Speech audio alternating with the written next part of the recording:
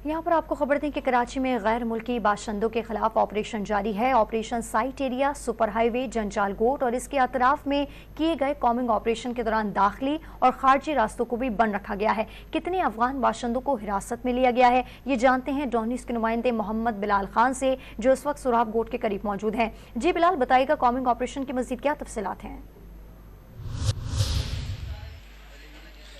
जी बिल्कुल, देखिए कराची में गैर कानूनी तौर पर रहने वाले गैर मुल्कियों के खिलाफ ग्रैंड ऑपरेशन जारी है। गुज़श्ता रात भी एसपी सुराब कोट उज़ैर अहमद की हिदायत पर मुख्तलिफ मकामात पर ऑपरेशन किए गए, जबकि कुछ जगहों पर उज़ैर अहमद की जानिब से सरबराही की गई और ख़ुद जो है वो ऑपरेशन को लीड करते हुए मुख्तलिफ मकामात में कॉम्बिंग ऑपरेशन किया गया, जहाँ से 51 जो है अफगान बाशिंदों को हिरासत में ले लिया गया है। मैं इस वक्त जो है वो अफगान कैंप में ही मौजूद हूँ और यहाँ पर अब भी पुलिस की मुख्तलिफ नफरियाँ यहाँ पर मौजूद हैं, जो कि मुख्तलिफ मकामात पर चेकिंग भी कर रही हैं। ये देख सकते हैं पीछे कि पुलिस एहलकार जो है वो हमारे साथ मौजूद हैं, तो उनसे बात करेंगे कि ऑपरेशन जो है वो किस तरह किया जा रहा है। जो अफगानी यहाँ पर कराची में जो है रिहाइश पजीर हैं गैर कानूनी तौर पर, वो उन्हें जो है वो किस तरह पकड़ लें।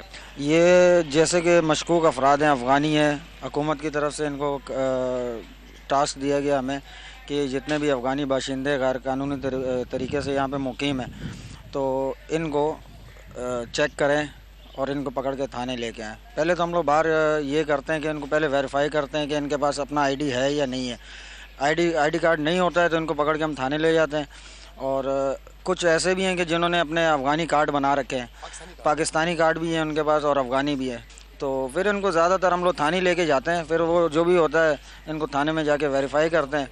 बिल्कुल, देखिए मशकूक अफराद को जो है वो थाने मुंतकिल किया जाता है, जबकि ये भी दावा किया गया था पुलिस की जानिब से कि इनमें जो अक्सरियत है वो जराइम पेशा अफराद की है। उन्हें जो है वो गिरफ्तार भी करेंगे, उनके खिलाफ कानूनी कार्रवाई भी की जाएगी और सज़ा पाने के बाद उन्हें डिपोर्ट किया जाएगा।